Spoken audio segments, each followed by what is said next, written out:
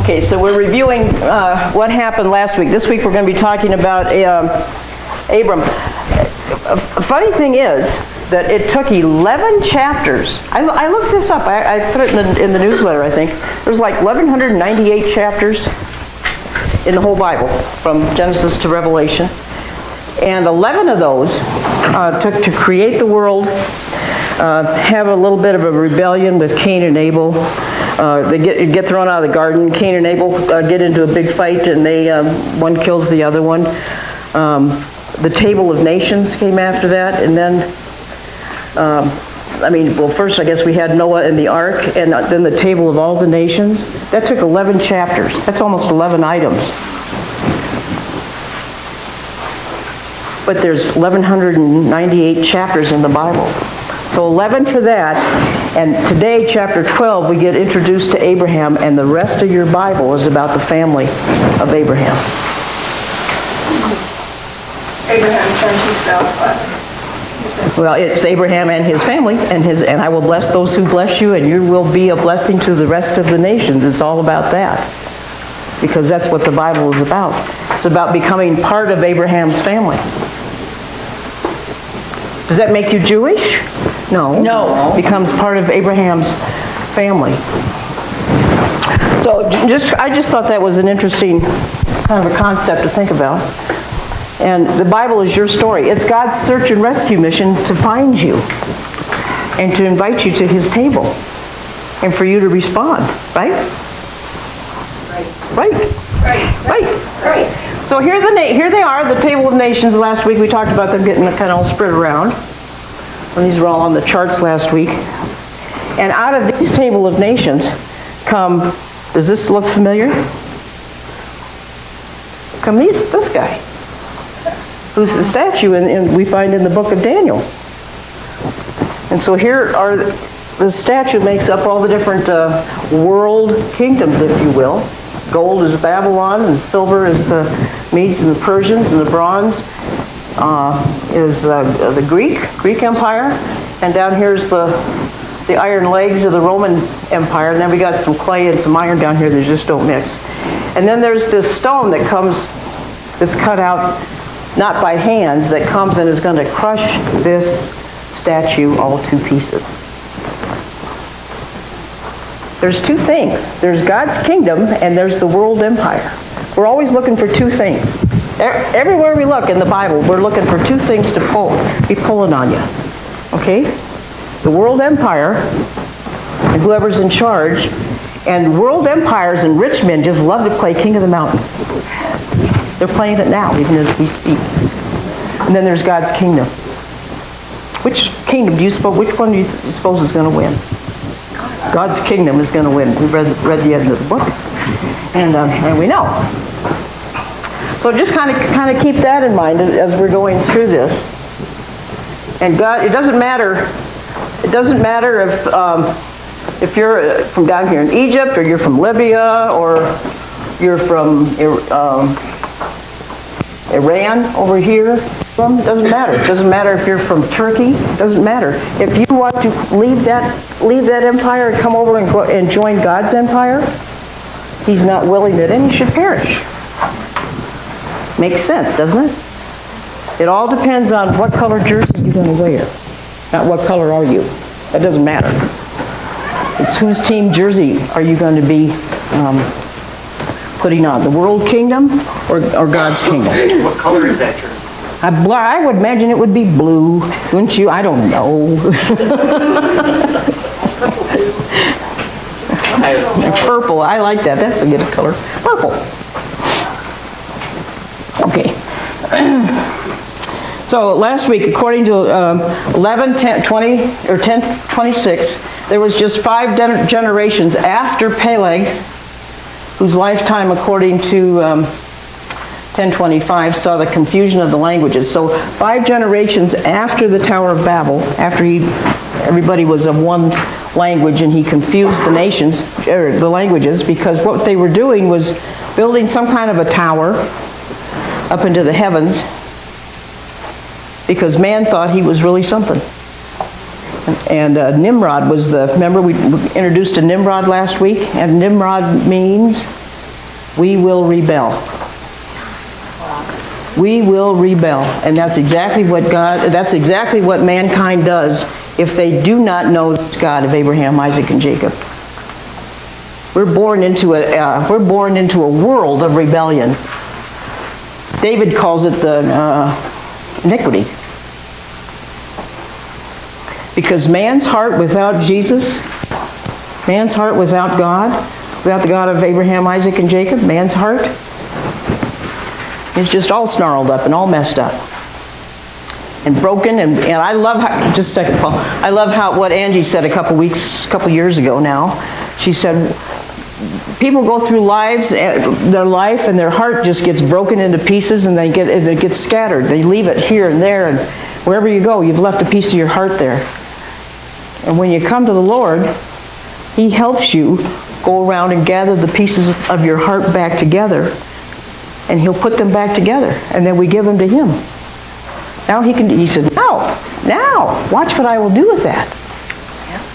The human heart, the heart condition of everybody is of utmost importance to Him.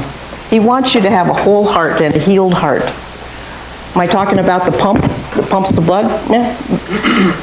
Well, He wants that too, but I'm talking about your life, how your life works. It's made up of your heart. Somebody had a hand up.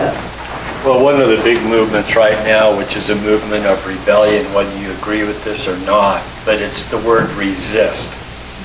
Huge words over the last couple of years, even bumper stickers that are out there now, resist.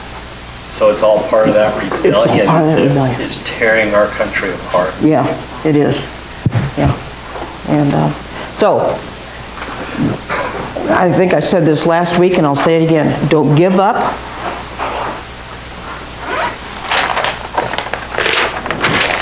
Keep standing. Don't sit down. Don't throw the towel in. Keep believing. Okay. 12:3, and I will, as 12:3 is going to declare, it is through him, Abram, that all the families of the earth will be blessed. And because man is not without hope. There is always hope. It's just going to get a little messy between now and then. Okay? All right. So this road trip, this is where Abram is going to start out from. Anybody tell me what this body of water is right here? No? I knew that. People were going to say that. The Red Sea is clear way over here. This is the Gulf of Arabia, yeah. So all this area here is all Arabia, okay? Here's Egypt over here. Here's the Nile River. Here's Israel today. So here's where Abram's being called out of. So this is the modern day country of Iran, isn't it? Yes, Iran. Ur the Chaldees, here's the Euphrates River. So he's going to leave here, go up to Haran, then he's going to go down here to Canaan. These are where all the Canaanites are. And these are the people that, the offspring of Canaan, who was cursed last week, in last week's story.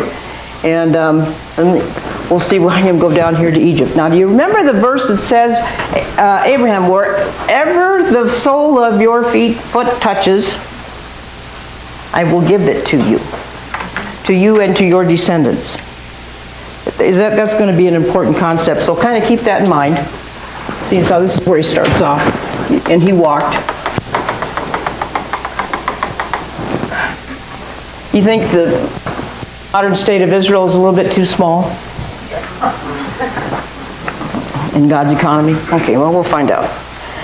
So stay tuned. So from Adam to Noah, there was 10 generations. From Noah to Abraham, there are 10 generations. Just to, I don't know if you remember, just as a little bit of review. So from creation until now, till the introduction is about 1,800 years. We have creation, the fall of man, the line of Cain, the line of Seth, Noah, the flood and destruction, the descendants of Noah, Shem, Ham, and Japheth, the table of nations that came from those three men. Remember, one of these guys is your grandfather, and one of these guys, and the other two are your uncles. It's just the way it is, okay? And this week we're going to be introduced to Abram, from Ur of the Chaldees, and the whole area was called Assyria back then. And let's see. This is the name in Jewish parlance. This is the name of the Torah portion, Lech Lecha. Lech Lecha. It means to go out, get out, go. Not you. You come in. Whoa. Good timing. Hi, Jeff.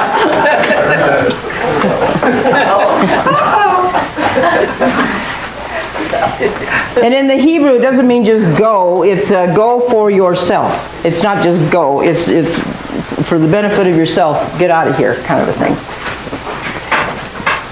Okay. So, understanding the rest of the Bible depends on this very important guy. And he is the alternative to all the recurring Nimrods down through history, because Nimrod just kind of keeps showing up, like Paul was saying. It shows up every generation. There's going to be some kind of a knot-headed Nimrod out there somewhere who's just going to lead the rebellion. By the way, I want you to think about this, and I apologize for not having taken notes. I mean, not having given you the notes today. I ran out of ink in my printer, so it's hard to do. So at any rate, I want you to think about this. This is an interesting thought. Abraham was a good father.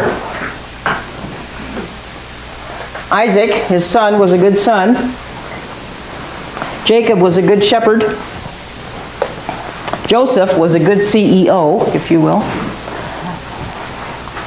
David was a good warrior. Solomon was a good king and judge. I don't know how good of a king he was. He's a good king. He had peace, I guess. But each of these major figures of the Bible in biblical history had only one part of the whole picture of who Yeshua would be. Okay? Everybody has a piece of the puzzle, including you. Everybody does. But in Yeshua, he's the whole picture. Okay? So we're going to get down here to Adam's lineup. And here's the line, he was a baseball team, it would look like this. But he comes from the line of Shem. All these guys down here. Abram has a brother named Nahor, and he has another brother named Haran. I wonder if they're triplets, because I think that's kind of a theme through the Bible, and triplets, but whatever. And he's going to have a son, and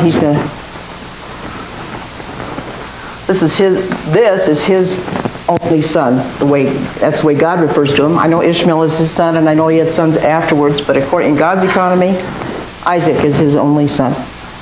Where did we hear that before? You know? And then Jacob, and Jacob is a twin also. Okay, so here we go. Introduction 12, chapter 12, 1 through 9, and Steve has a microphone, and he's going to read for us. 12, 1 through 9. See what that says.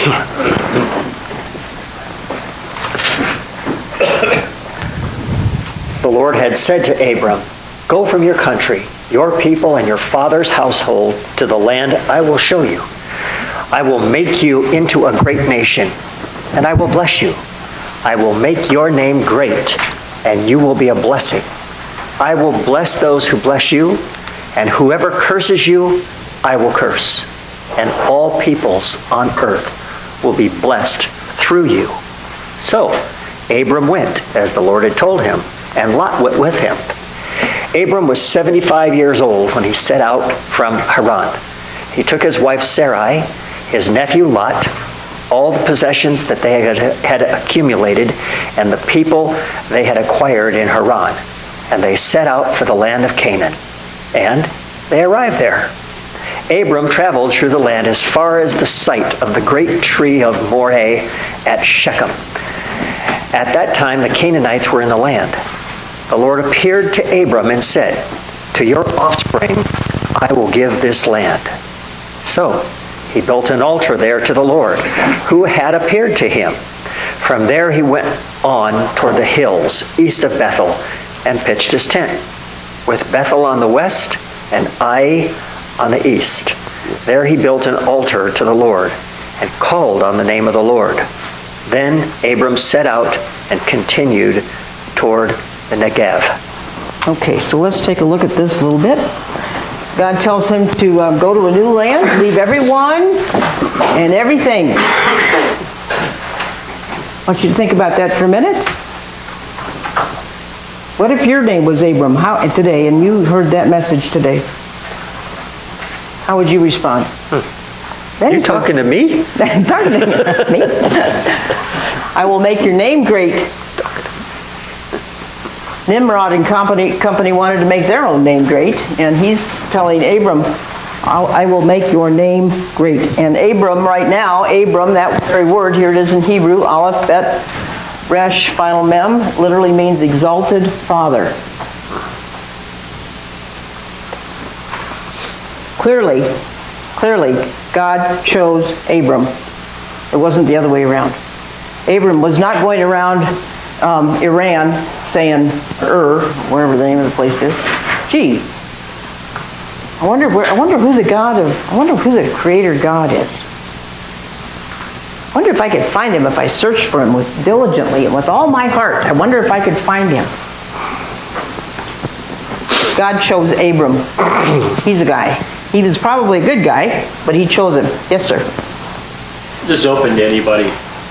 What was the time period between Nimrod and Abraham? How much time was there between those two generations? Yeah, there's a lot of, we had that in a Table of Nations thing last week, if somebody has that with them from your last week's notes.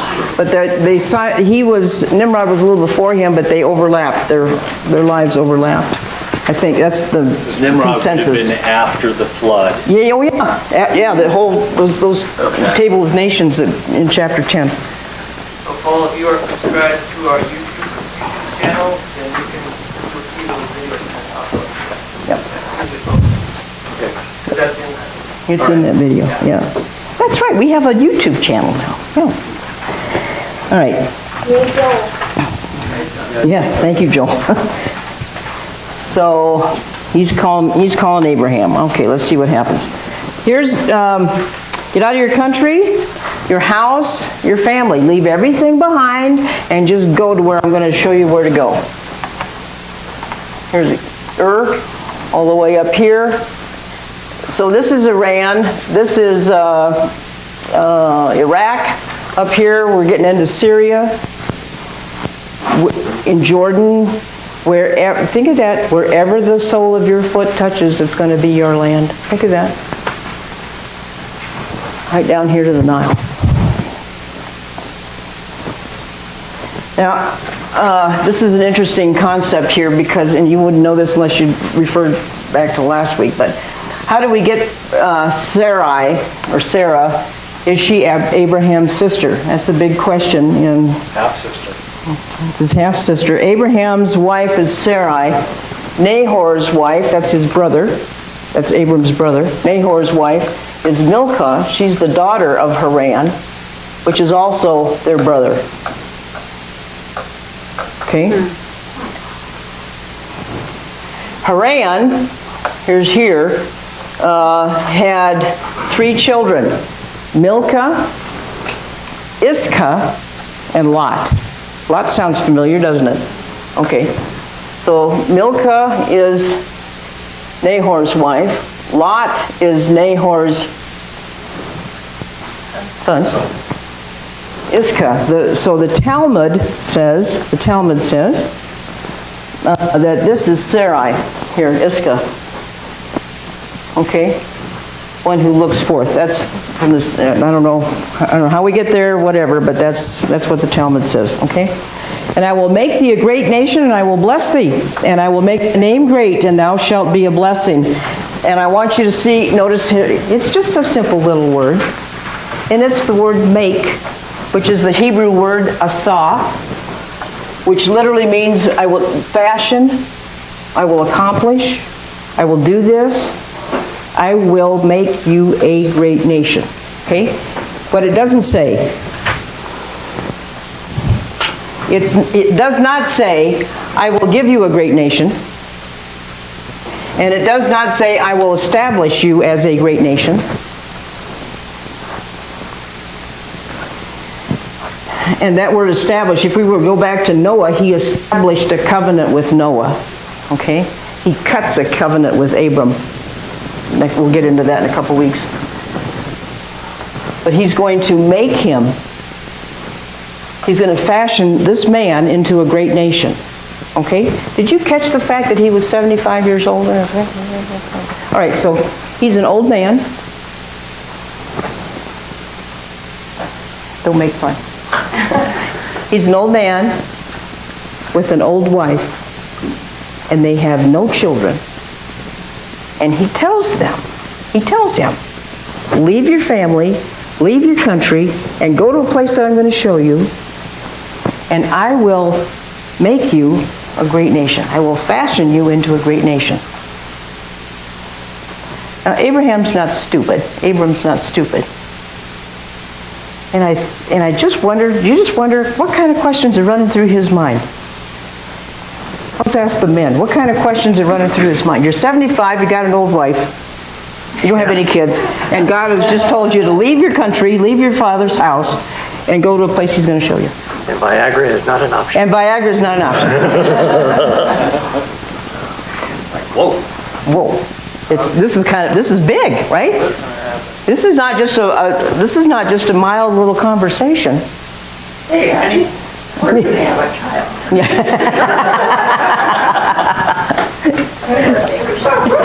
And she's a doctor.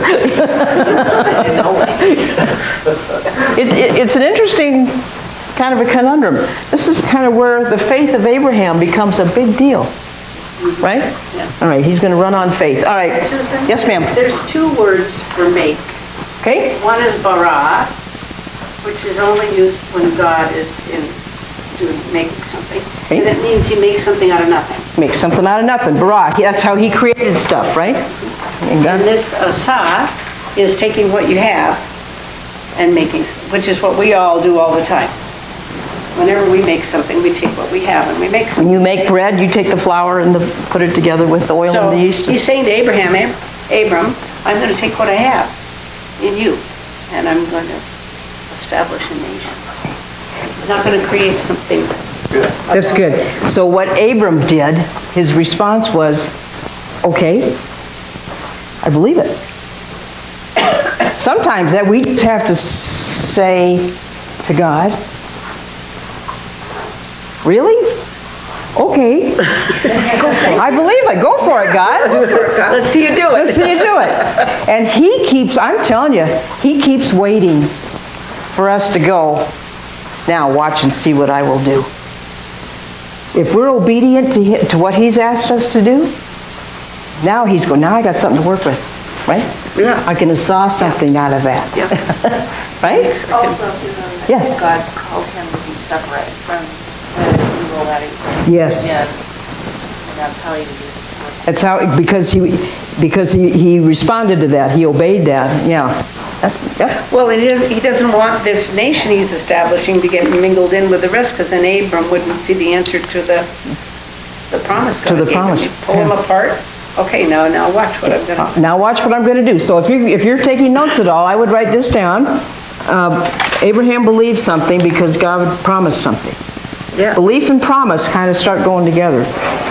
There are two elements of things that start working together. Belief and promise, and of course obedience.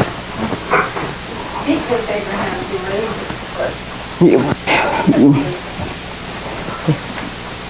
Yeah, let's see where this goes here. Okay, so God said to, oh God, I wrote that down on the slide and everything. God said to this old man with an old wife, and they had no children, and I want you to put yourself in his sandals, which you just did. Would you believe, would you obey, and would you leave?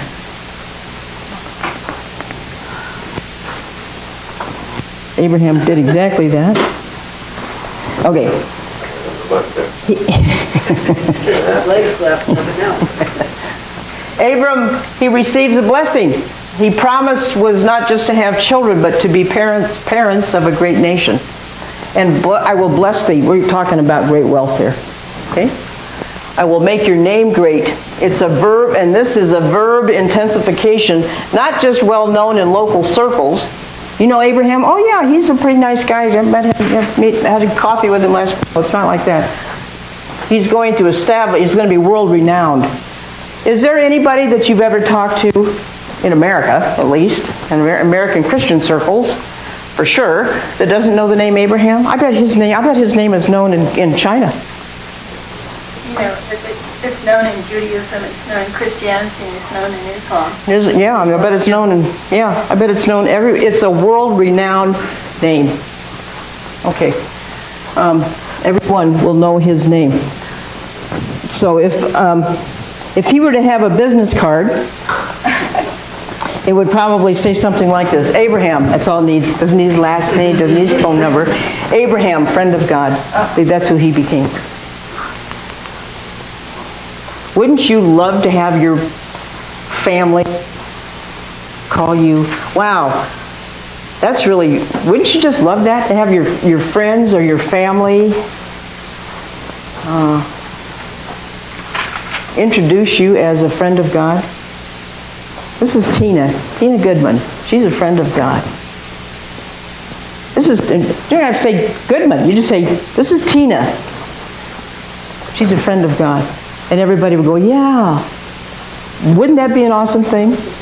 That would be an awesome thing. If you want to taking notes, you might want to write that down as a goal. I want to be known as a friend of God. It would be a good one. Okay. So the blessing.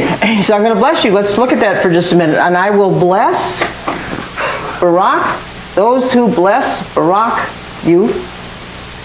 That's not the same kind of Barack as Obama. That means something totally other than that. It doesn't mean bless.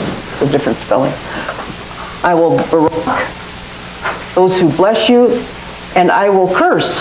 Arar, him who curses, different word. Kalal. And in you all the families of the earth will be blessed. What about that curse?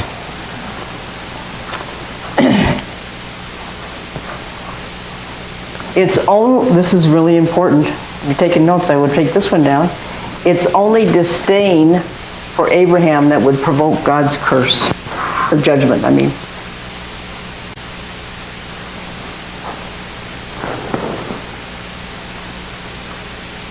To regard somebody, disdain. That's what this word means.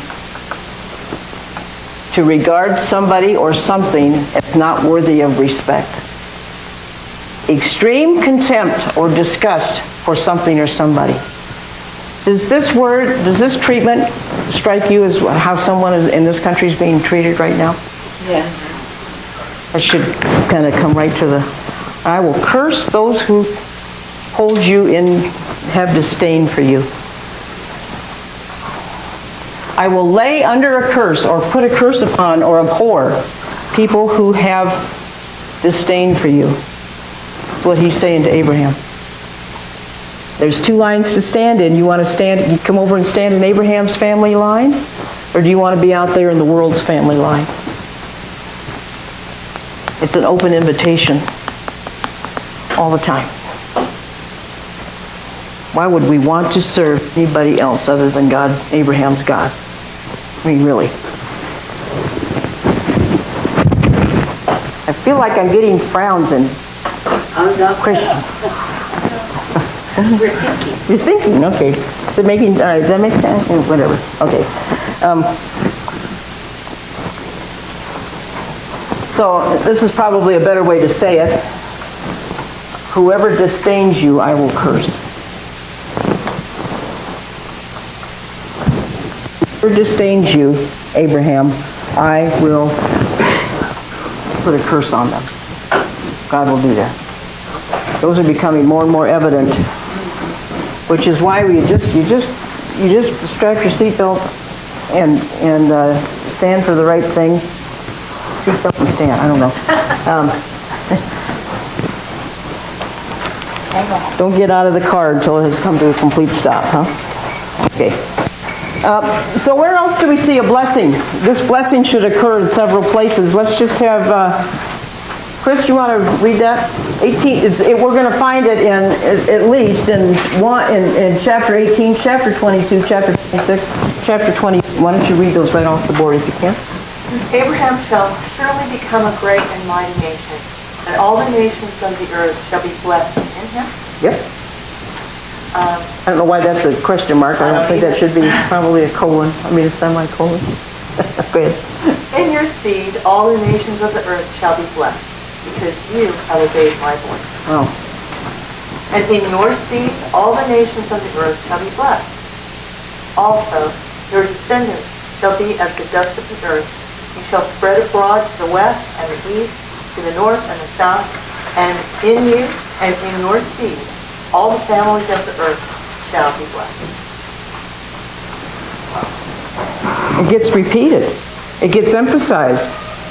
True? There's a blessing coming for Abraham's people. Yeah. Anybody has a...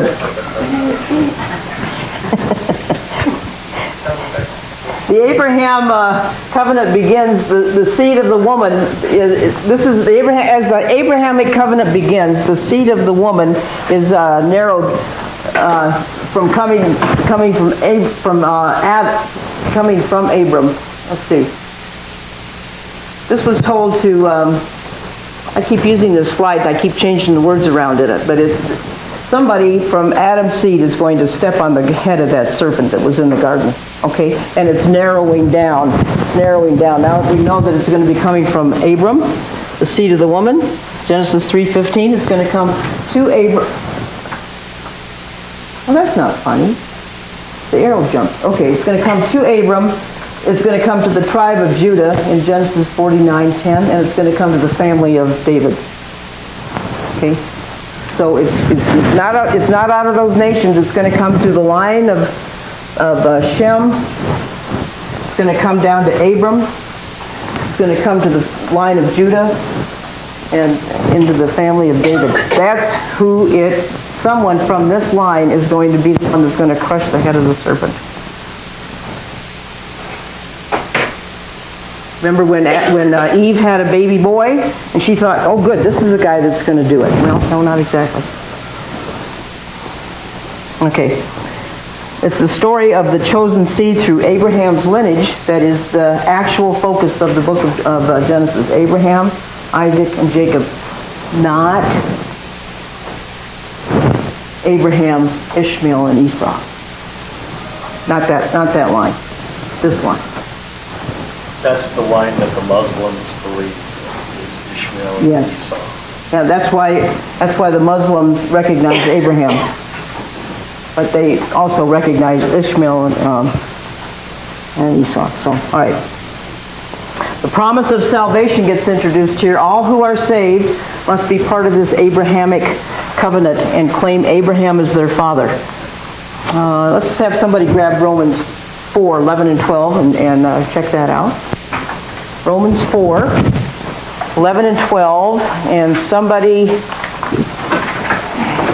has a microphone so that Joel can hear it. Tina, you got it? I'm sorry about the second one. You got the second one, okay. You have it here. I'll just stand over here so you can hear it on the screen. Romans 4, 11 and 12. And he received the sign of circumcision, a seal of the righteousness of the faith which he had while still uncircumcised, that he might be the father of all those who believe, though they are uncircumcised, that righteousness might be imputed to them also, and the father of circumcision to those who not only are of the circumcision, but who also walk in the steps of the faith which our father Abraham had while still uncircumcised. Don't you just love Paul? He writes in great big long sentences. Okay. He receives this covenant before the word circumcision even comes up. Okay? And we're going back to the word faith here. So it's the faith part that becomes the important part. Okay, go ahead. Galatians 3:29. And if you are Christ's, then you are Abraham's seed and heirs according to the promise. Okay. If you belong to Christ, then you are also part of Abraham's seed. It's moving over into to the other line. The line is is still open. So from the whole of mankind, the promise of the Messiah is narrowed down to one nation for the blessing which has been promised to him. So, okay. This was not just with Abraham, but with his people and for all generations. So, yay. Abraham, if you can count all those stars up in the cloud, up in the sky, that's how many of your descendants are going to be that are going to join your family. Okay? So Abraham listened to God's words and followed them obediently. He heard, he shmad, and he obeyed, and he believed him. He was entrusted with letting the world know who the Creator is and how to properly relate to him. To properly relate to the Creator is to hear him, believe him, and obey him. How hard can that be? Well, yeah, evidently. On one hand, it can be tough. On another hand, it's just as simple as falling off a log, right? Abraham gives us the example of trusting God, and how he trusted God is how we are to trust God. We have got to trust him.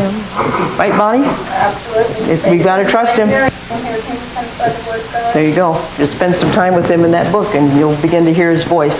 Abraham's call had been to separate from his pagan relatives, so he was not disobedient by allowing Lot to accompany him. Lot was willing to go with him too. He and Lot got along pretty well. Okay, we'll see that here in just a minute.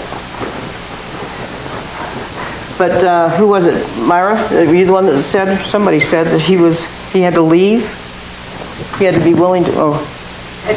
Cynthia said that he had to be willing to leave his family's house. Okay. As Genesis 12:6 said, as far as the tree at Moreh, right, Joel? The one that we didn't get to see, but I'm going to show it to you today. So the trees in Samaria, that's a terrible picture. Why is it like that? Elon Moreh is the oak of Moreh. The oak of the teaching, the tree of the teaching.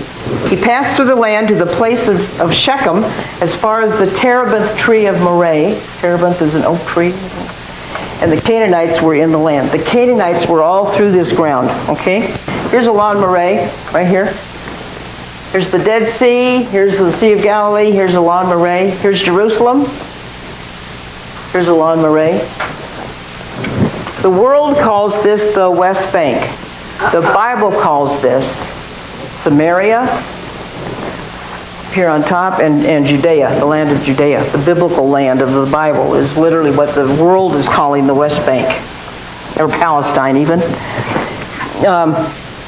So in response to God's promise to give Abram the land, where he stood, the patriarch built an altar and worshipped Yahweh there. This was Abraham's characteristic response to God's grace. He built an altar. He built several altars, and he worshipped God there. I wonder why we call it the altar today, huh? Come to the altar. He continued living as a pilgrim and a stranger in a land that he did not yet possess. That's amazing. Okay, here's that West Bank thing. Samaria up here on the top. It almost looks like the profile of a king's head, doesn't it? Here's Jerusalem right here in the neck of the apple. Oh, yeah, right here. Jerusalem. Yeah, goatees and a little rubber band. Mind you, John Thorpe. Okay, look, I want you to look. Israel today, modern day Israel, is such a narrow little country. It's about 50 miles wide from the Jordan River to the sea. So Beersheba, which is where Abraham's going to go, it's 10 miles. From Judea to Ashdod is 22 miles. From Tel Aviv to the West Bank, it's 11 miles. To Samaria. How about from Netanya? From Netanya to Samaria, 9 miles. That's why this is they make such a big deal of Israel has the right to defend itself. Absolutely. In an airplane, it takes about, I don't know, 3 seconds to, I don't know, to get from somewhere to somewhere. Okay, At Mach speed, it's 700 miles an hour. You okay. do the math and figure out. You do the math. All right, 600 miles, let's say 700 miles an hour. How long does it take to go 7 miles? If a train left Cincinnati at 3 o'clock in the morning, anyway, okay. Here's the, I want you to see, I put this picture in here to show you the bed of the Jordan River. Look how curly-Q it is. It's a really twisty here and there and everywhere, okay? And we think of the Jordan River, and most of the time it's just this little, looks like kind of an irrigation canal, right? Looks like an irrigation canal. Except for when it floods and a lot of water comes. And right now the Jordan River, thanks to Myra, is at flood stage. Oh, no. Look at this. It's huge. If this whole bed, this whole thing can fill up with water from side to side, that's a pretty big river. When we were in Israel in November over Thanksgiving, the Lord Myra had been reading stuff about how low the Sea of Galilee is, and it was very low. It's the lowest point it's been in a long several years, and the Lord specifically told her, when you go to the Galilee, lay your hands on the Galilee and I will fill it. So she shared that with our group, and when we got to the Galilee, that's what we did. We went and laid hands on the sea, and within 1 month, it's happening. 7 inches in 1 month, and more than that now. It's snowing and you've caused all kinds of weather. Anyway, but the Galilee, I mean the Jordan River is at flood stage again, right? Yeah. See what happens? See what happens? She heard, she listened, she believed him, she told other people, and God says, now watch what I will do. You just obey me. Yep, that's what happens. It's funny laying your hands on water, you know? I had this great picture of her and Don. And she made me, because her butt was kind of straight up in the air. She said, I was laughing. She said, so she made me cut the picture out, because it was a really nice picture of Don, but it was cute. So Myra, question for you. If Jesus were out there, would you do handstands walking on the water? So I have just a couple of pictures here. I just think that's an interesting. It's kind of down here by the Dead Sea. Yes. And this is a picture we took overlooking Shechem. It mentioned Shechem in here. This is overlooking Shechem. That's where Jacob first went when he went back to the land with his family, was at Shechem. And today it's the largest Palestinian city in Israel. 185,000 Palestinians live in Joseph's land, Jacob's land, Joseph's land, which became the tribe of Joseph, their property. Right here is Jacob's well. Our tour guide took us up to, where were we? On Mount Gerizim, on the Mount of Blessing, and we were looking down into Shechem, and we ran into a whole bunch of really nice Israeli soldiers up there who just were really nice to us and let us take their pictures and everything. But this Elan Moreh to the north, this is the tree, Elan Moreh, and or at the area called Elan Moreh. To the side of the tree under the rock there's a cave right here. And they really think that this is the place. This is the view from up there. Looking to the north. Question, is that really the tree? Not probably. Another tree, or? Sure, why not? I don't know. No, but there's I don't know if it's the roots of the tree or whatever, but I mean that's a big deal. That tree is a big deal up there in Elan Moreh. And when you stand by there, year ago we were there, and a bunch of years ago I was there too. But the view from here, this is where God told Abram, look around, Abram. I'm going to give this land to you and your descendants. And this is the view that Abraham saw. This is what he was looking at, the very same hills. So that's looking to the north. That's looking to the west. I don't know what that's looking down. I don't from an airplane. Anyway, here's a La Marais right here. Remember Myra when Zach took us right up? I don't know which one took us up here. Yep. Something, one of these trails.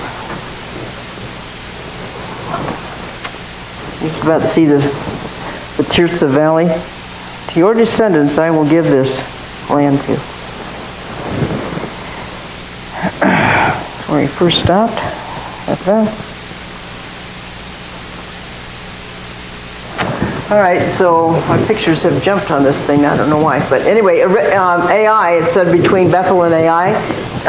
Ai was originally a Canaanite royal city and is associated with something. I can't read that behind there anymore. I don't know what it says. All right, so here's Jerusalem. Here's Jericho. Here's Ai, and here's Bethel. And this is where, and there's Shechem up here. Okay, so he was first there, then he moved his tent down to here, pitched his tent. I'll talk about that here in just a minute. And it said, and Yah appeared. The Hebrew word is Re'ah, right? Re'ah? Ra'ah. And Yah appeared. He appeared? He appeared to Abraham? Do you believe it? That's what it says. It's in the Nafal tense of the verb. It literally means to appear, to present oneself, to be seen, to be visible. So it wasn't the Lord appearing in a dream. It was in front of him like a man. Who would that be? Yeah, Yeshua. Yahweh's the Spirit. Yahweh's like the Holy Spirit. This is a pre-incarnate Yeshua. He appeared like Jeff. Like Jeff just walked through the door. Yeah. He appeared to him. And this is the first time that this word appears. First time it's used in Scripture. Okay. All right. All right. So, have we gone down to Egypt yet, Jeff or Steve? No. We haven't. All right. What have I done? I think I have. I think I need to let you read on. Let's at verse 10. See what happens. Verse 10 to the end of the chapter. Now, there was a famine in the land, and Abram went down to Egypt to live there for a while because the famine was severe. As he was about to enter Egypt, he said to his wife Sarai, I know what a beautiful woman you are. When the Egyptians see you, they will say, this is his wife, and they will kill me, but will let you live. Say, you are my sister, so that I will be treated well for your sake, and my life will be spared because of you. When Abram came to Egypt, the Egyptians saw that Sarai was a very beautiful woman. And when Pharaoh's officials saw her, they praised her to Pharaoh, and she was taken into his palace. He treated Abram well for her sake, and Abram acquired sheep and cattle, male and female donkeys, male and female servants, and camels. But the Lord inflicted serious diseases on Pharaoh and his household because of Abram's wife Sarai. So Pharaoh summoned Abram. What have you done to me, he said. Why didn't you tell me she was your wife? Why did you say, she is my sister, so that I took her to be my wife? Now then, here is your wife. Take her and go. Then Pharaoh gave orders about Abram to his men, and they sent them on his way, with his wife and everything he had. You'll find out this kind of keeps just happening to to Abram. All right, so Abram found the land that Yah had promised to him, and then what? This can often kind of happen. There's a promise going on. There's a promise going on, and you're trusting God. You're thinking this is pretty cool, and then all of a sudden, here comes a problem. Or we could call it a test. Promise, right now, let's just call it a problem. But he gets there, he goes, Abraham gets there, he goes, wow, this is, really? God, you're going to give all of this to me? Wow, that's pretty cool. Look at this. You can see all around, up there on Alon Moray, that whole valley. Really? You're going to give all this land to me, huh? Okay. Why is there a famine? I've got all these people I've got to feed, and I can't feed them because there's a famine going on. I think we'll just kind of keep on going down here to Egypt, because I know there's a lot of water in Egypt. Huh? God never told him to go to Egypt. God never told him to go to Egypt. There's a lot of things that we've done that God's never told us to do too. Right? Maybe. Reading about that makes me feel better about myself. Good. Misery loves Him company. and Peter, you know. Peter too. Peter too. Peter was always sticking his foot in his mouth, right? All right. Abraham found the land and followed by the famine in the middle of the land. There he's going, oh my gosh, what are we going to do? So he removed from thence, this must be King James, on the east, Bethel and Ai, and he pitched his tent. I want to show this to you. This is really cool. This is verse 8, I think. And the word became, it's the Greek word skinu in John 1:14. If we was verse 23, we could go 23. Skinu, wait, never mind. No, that's bad. Never mind. 1:4 literally means to pitch a tent. The word skinu literally means to pitch a tent. And the Word became flesh and dwelt, or pitched his tent among us. And we beheld his glory, the glory of the only begotten of the Father, full of grace and truth. He pitched his tent. When Yeshua came, he pitched his tent. Tabernacle. Yep. And he was born at the Feast of Tabernacles, right? He pitched his tent with us. And Hebrews 8:1-2 says, now this is the main point of the thing we are saying. We have such a high priest who is seated at the right hand of the throne of the majesty in the heavens, a minister of the sanctuary and of the true tabernacle, which the Lord pitched, not man. 10 tents are temporary dwelling. Right. And Yeshua, the Word became flesh, and he came and he pitched his tent with us for a time. And he is a picture of the tabernacle out in the wilderness. He is a picture of the holy place and the holy of holies and all the elements that are associated with the tabernacle. So in there, hidden and embedded is for somebody who has wisdom to know at what time, in what feast, Yeshua came to the earth. That's exactly right. There's all kinds of clues. There's all kinds of clues. And believe it or not, as prophets, there's all kinds of clues too as to exactly when he came and when they finally got the calendar figured out. Now we can look back and we can tell exactly when he came, exactly when he was baptized, exactly when he was born, exactly when he rode into Jerusalem on a donkey, exactly when he was hanging on the cross, exactly when he was resurrected. We can tell it's all find-outable. Find-outable, is that a word? Find-outable? Well, Discoverable? We can do that in Scrabble. It is now. Okay. If somebody pitches their tent among you, then there's tremendous trust there. And family. I mean, Yeshua Family. trusted us enough to pitch his tent among us. Wow. That's how much he desired to have a family. Yeshua went to an awful lot, in our parlance, probably not in his, but in our way of looking at it, he went to a lot of trouble to acquire a family, didn't he? People that would believe him and trust him, follow him. You're writing stuff down. We're supposed to follow him too, by the way. We need to follow him. He also gave women that because they go to a lot of trouble to produce the offspring when he Yeah. will bring them. He did all kinds of things to elevate the level of women. He didn't see women as chattel at all. Okay, so test by famine. Raab. He was not wrong for being concerned about famine and feeding his family. Of course, you're always concerned about feeding your family, right? But Abram was wrong in thinking that God would not provide for his needs in the place where God had called him to live. After all, God called Abram to Canaan, not to Egypt. Okay? All right, so we kind of have a boundary there. Like most of us, Abram found it easier to trust God in the far-off promises than in the right-now needs. That can be true. That can be probably said of most of us. It's easier look further down the road than today.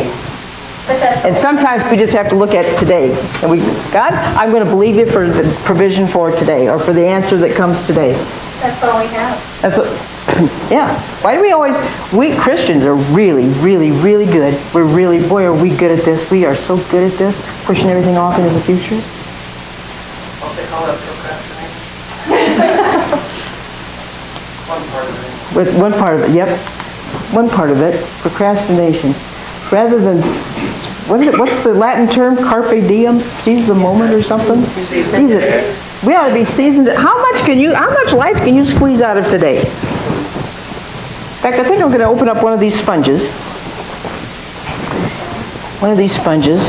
They've been sitting here. These things that look like little gifts. This is prayer, okay? This is a sponge. I think I'm going to open it up. I'm going to put it in the water, and I'm going to start just squeezing it out.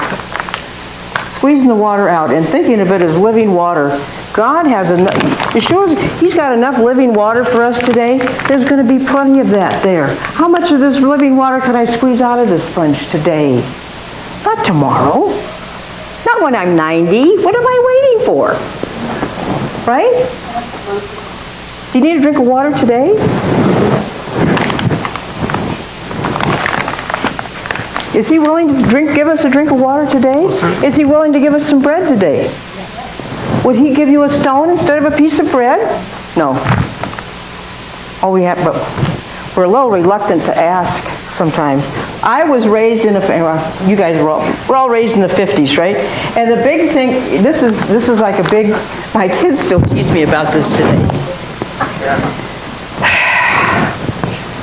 My kids still tease me about this today.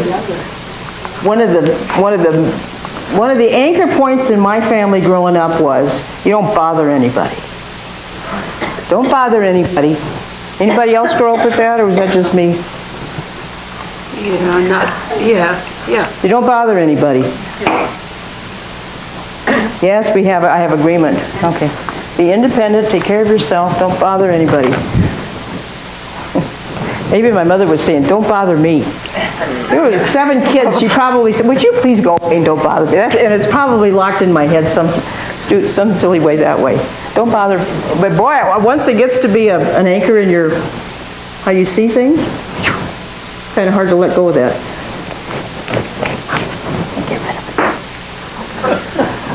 Thank you. Am I bothering you? There you go. All right, anyway. Okay. Abraham's fears seem to have made him forget his trust in God's faithfulness. Did his faith in God to make good on his promise fail so quickly? And did survival really require him to lie and allow his wife to become a concubine? This is serious. Makes me Or would God have provided for another way? Go ahead. reminds me of another, let's fast forward about 2,000 years. Here we have Yeshua on trial, and it's now dark and there's a fire, and Peter came up there to warn himself, and there's 3 times Peter denied that he was a follower of Yeshua. Don't even know the man. I mean, let's face it, if our lives were on the line,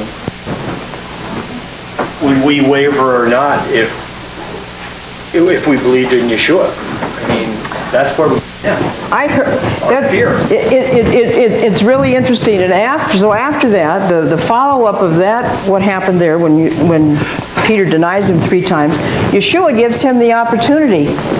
You love me. 2, 3 times. Do you love me? And I heard a teaching on this on the way home the other night on the radio. And the guy said, he said, it really comes out like this. Peter, Yeshua asked Peter, do you love me?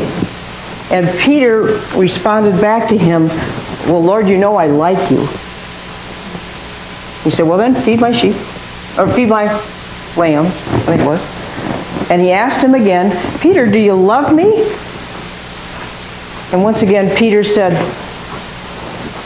well, yeah, well, I like you.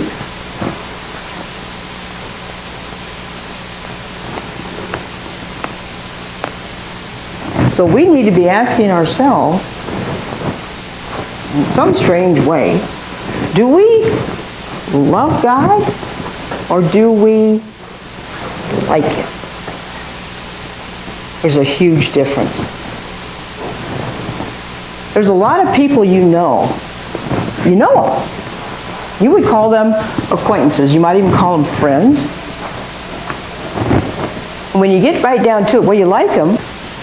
What's further? Do you love them or are you in love with them? What do you mean by that?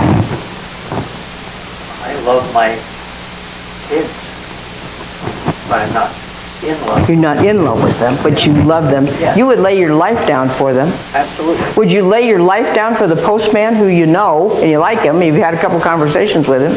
I don't even know his name. Well, all right, well, the grocery guy, I don't know, the tire guy, somebody, you know? One of you guys in your office that you're friends with, you Yeah. know him? Yeah. You go have, would you lay your life down for him? No. Okay, see? There's the difference. There's the difference between what this guy was talking about on the radio. Do you like him or do you love him?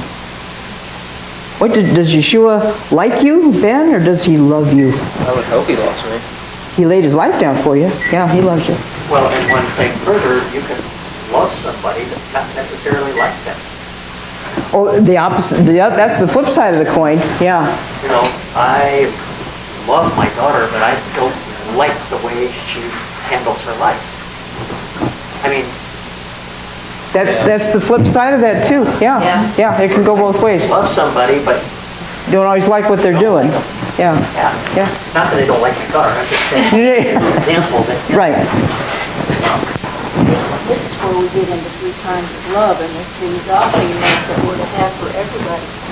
Right. And that's the love that's missing in this world, is the agape. is the agape life, yeah, yeah. We have plenty of arrows, some little, but the agape is... The agape part, and that's the part that Yeshua was asking Peter about, and he was getting back, I like you like a brother, yeah. Okay, let's see.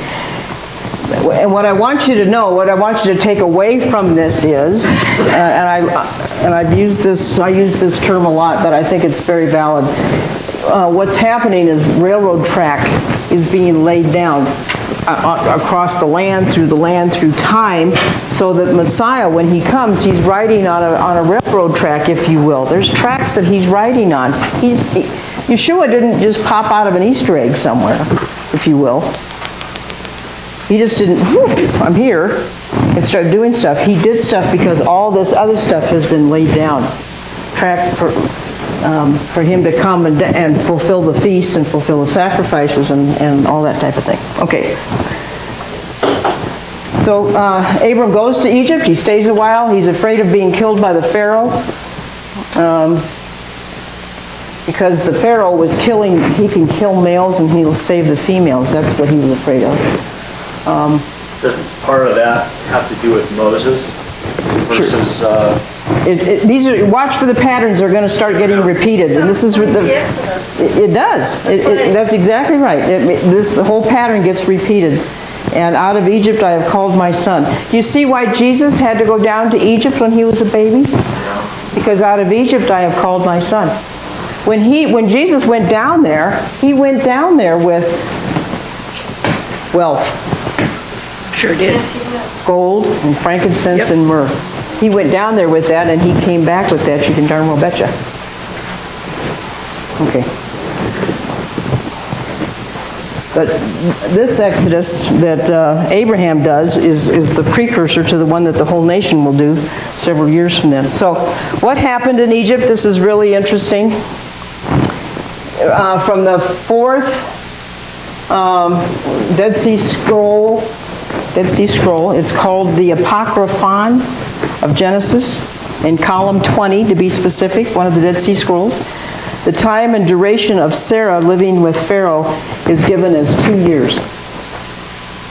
He came and he took her because she was so beautiful. And she went into Pharaoh's court. Now, what happened in Pharaoh's court? What age would Sarah be? She must be prepared. Nothing happened to her. Nothing happened to her. This is what happened to all of the Egyptian men. It's not about what happened to Sarah. All of the Egyptian men became impotent, according to the scroll. And that was therefore Sarah's purity. She was not molested down there at all. She's just going, What was her age?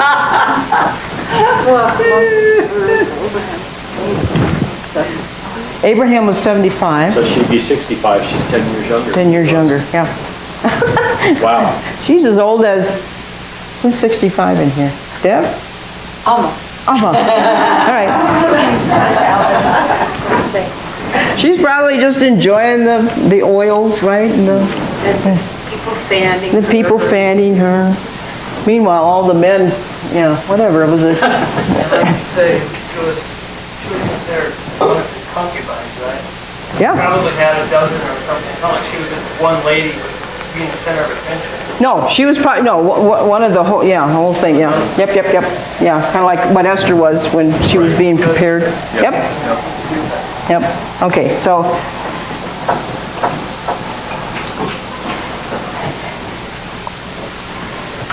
Okay, so this is where it becomes important understanding God's redemptive plan, how serious this is. God did not want Sarah's womb to be defiled by a Gentile king, because the Messiah was going to come from the line of his descendants.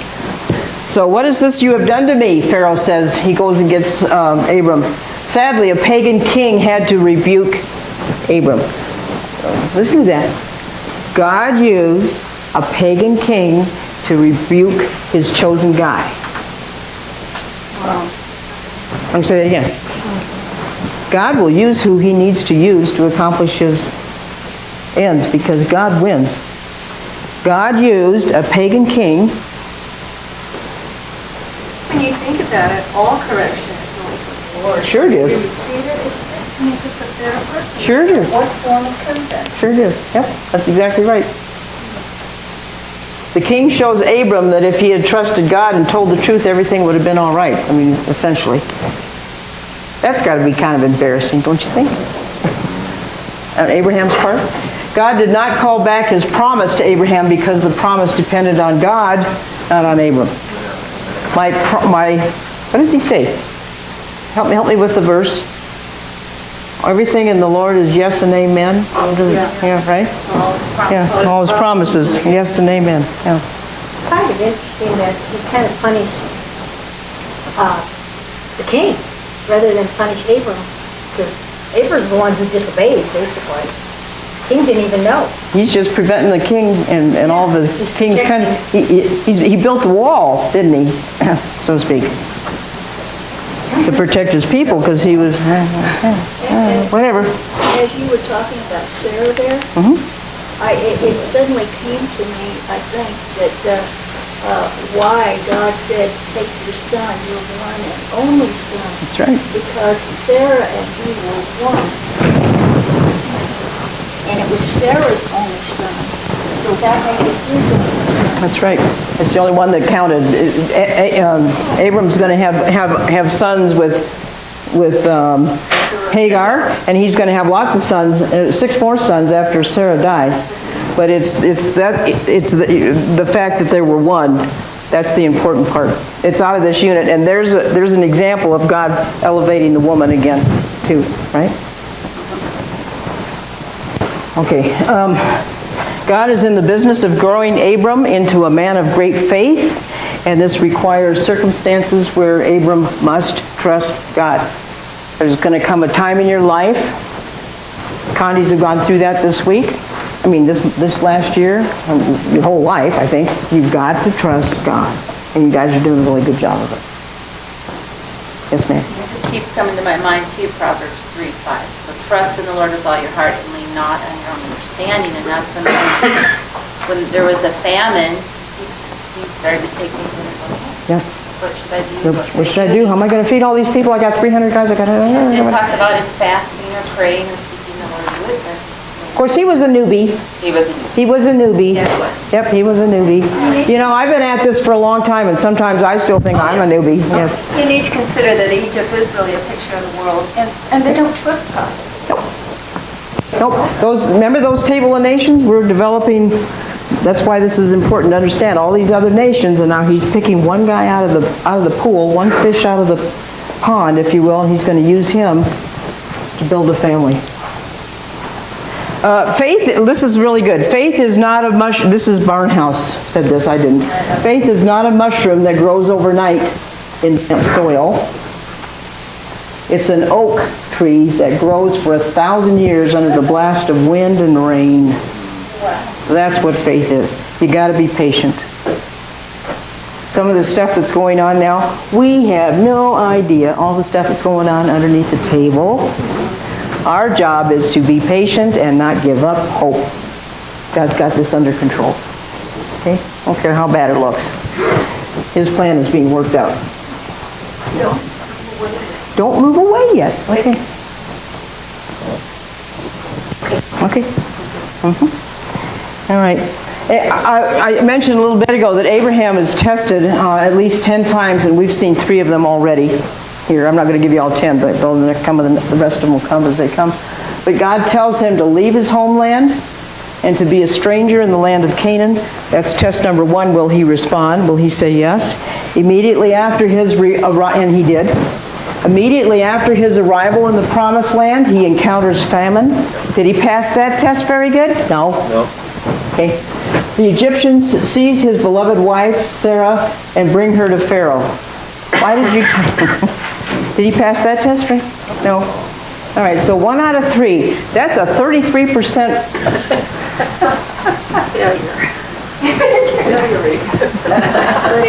So far. It only takes one little bit of success, maybe, huh? Okay, so he's not being sent to the principal's office. He's not nothing. He's not. God didn't give him a report card, but I mean that's where he's at. Okay. Susan, that also, it does help you think about it. It's discouraging sometimes. We think, Lord, why do you put up with me? You know what I mean? Oh, yeah. Yep. Okay. How's he doing so far? Okay. There's a glance at the... Then he kept going. Yeah, he kept on going. You're right. He kept on going. Okay, here's a glimpse at the 10, and we'll look at those later. I'm not even going to let you go there. Okay, chapter 13, 1 through 30. This will go real quick. Steve, where'd you go? Doing coffee. There. One test. Chapter 13, 1 through 13.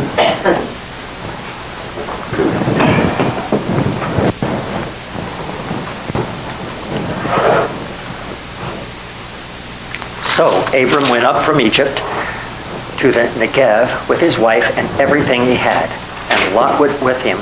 Abraham had become very wealthy in livestock and in silver and gold. From the Negev he went from place to place until he came to Bethel, to the place between Bethel and Ai, where his tent had been earlier, and where he had first built an altar. There Abram called on the name of the Lord. Now Lot, who was moving about with Abram, also had flocks and herds and tents. But the land could not support them while they stayed together, for their possessions were so great that they were not able to stay together. And quarreling arose between Abram's herders and Lot's. The Canaanites and the Perizzites were also living in the land at the time. So Abram said to Lot, "Let's not have any quarreling between you and me, or between your herders and mine, for we are close relatives. Is not the whole land before you? Let's part company. If you go to the left, I'll go to the right." If you go to the right, I'll go to the left. Lot looked around and saw that the whole plain of the Jordan toward Zoar was well watered, like the garden of the Lord, like the land of Egypt. This was before the Lord destroyed Sodom and Gomorrah. So Lot chose for himself the whole plain of the Jordan and set out toward the east. The two men parted company. Abram lived in the land of Canaan, while Lot lived among the cities of the plain and pitched his tents near Sodom. Now the people of Sodom were wicked and were sinning greatly against the Lord. Okay, wait for it right there just a second. Let's just take a look at this. Abram and Lot were very, very, very wealthy when they left Egypt. Remember, all the men in Egypt were impotent. They were willing to get their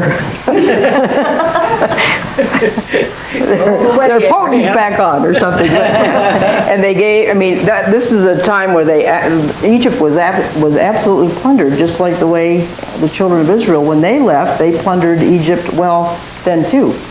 The wealth was taken. The wealth of the wicked was given to the righteous, right?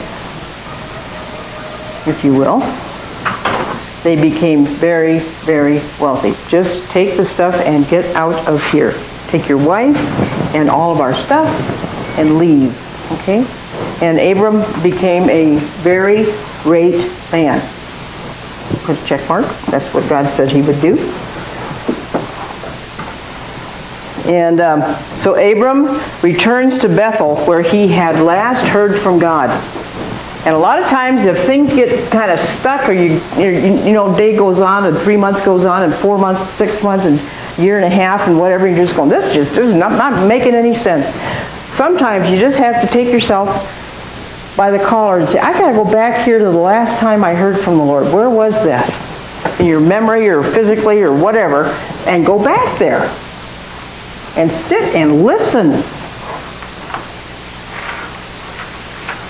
Because the definition of insanity is to keep doing the things you're doing when it's not working. Something like that. And expect a different result. Thank you. So he returns to Bethel, where he had last heard from God. I think this is a beautiful picture. Can you see that? Does that show up? Here's Egypt, and here's Bethel up here. This is where he pitched his tent between Bethel and Ai. Remember? All right. Did it say that he went to Hebron, Steve? Did you? Not yet. Okay. Why don't you go ahead and give me the last 4 verses, I'm sorry, and it'll finish the chapter, and then we can go on. The Lord said to Abram, after Lot had parted from him, look around from where you are to the north and south, to the east and west. All the land that you see, I will give to you and your offspring forever. I will make your offspring like the dust of the earth, so that if anyone could count the dust, then your offspring could be counted. Go, walk through the length and breadth of the land, for I am giving it to you. So Abram went to live near the great trees of Mamre at Hebron, where he pitched his tents. There he built an altar to the Lord. Okay, thank you. Built another altar to the Lord, because that's what he does. Okay, so he goes up here to where he built the first altar, and he's going to come down here to Hebron, and he builds a second altar. Meanwhile, Lot had taken a look when they were down here, and he looked and he said, boy, that area over here is really well watered, and it's very green. And I have a question even as he was reading that. Before he destroyed, and it even says before Zoar, here's Zoar, down here at the end of the Dead Sea. I wonder if this was even the Dead Sea then. Or when that whole thing got destroyed, is that when the whole thing fell down and went boom? Yeah. 1,500 feet below sea level? But at the time that Lot was looking at it, he's picking the best. Wow, that's really pretty over there. I think kind of looks like Montana. I think I'll go there. Today, this does not look like Montana. This looks like the moon. That's because all that. There was, all that salt. And do you remember Lot's wife turned around and became a, I think that might be a clue about the salt sea? Well, they have now, but but they have now. It's starting to freshen up in pools and so forth. But I'm talking about back then. The Jordan River maybe just kind of kept on going down here to the Red Sea, whatever that's, the Gulf of the Red Sea, whatever that is, you know? There's a little play on words where it talks about Lot going over towards Sodom and Gomorrah, like the Garden of Adonai. Thank you. So maybe that area that you're talking about was almost like the Garden of Eden.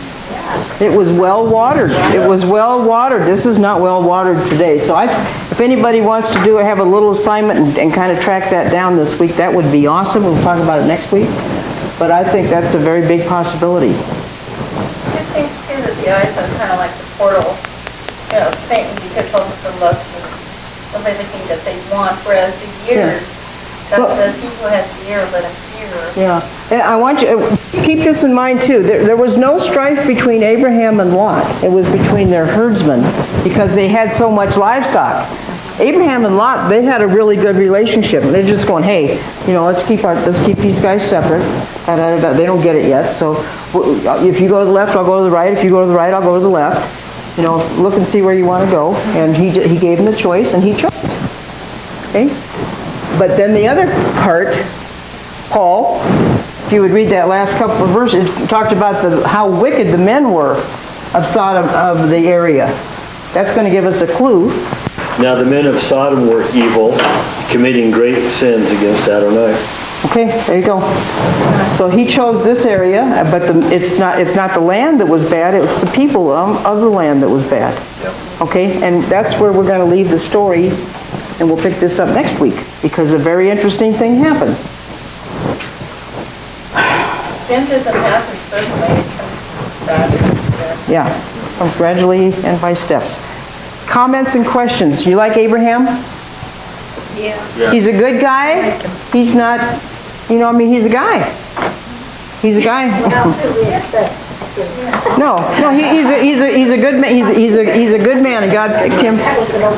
God picked him out of everybody he could pick. He picked that guy, and this guy was willing to leave his family and leave his land and go to a different place.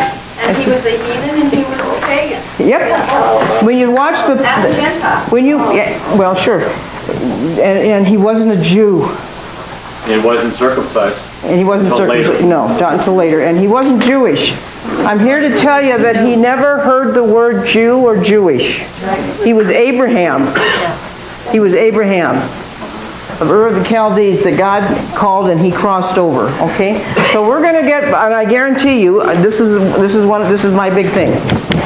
Pounding it down as to and you can call it semantics if you want to, but semantics in this instance are very, very important. When you use the word Jews or Jewish, it doesn't mean all of Israel. Jews come from the tribe of Judah. They're 1/12 of the people of Israel. Okay. And I heard some. I can't wait to trace this one down. But a teacher that I respect a great deal. His name is Stephen. I can't remember his last name. Wasn't Lodge, I don't think.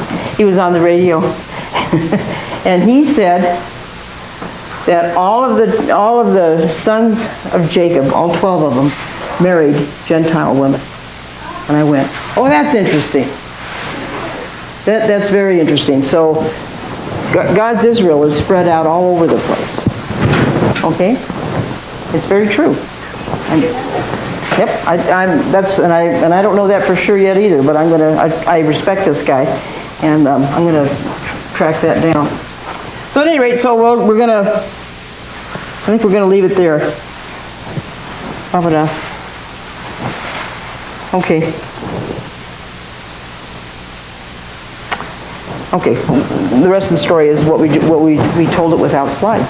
And you guys have to leave because he's going on a birthday. You love him.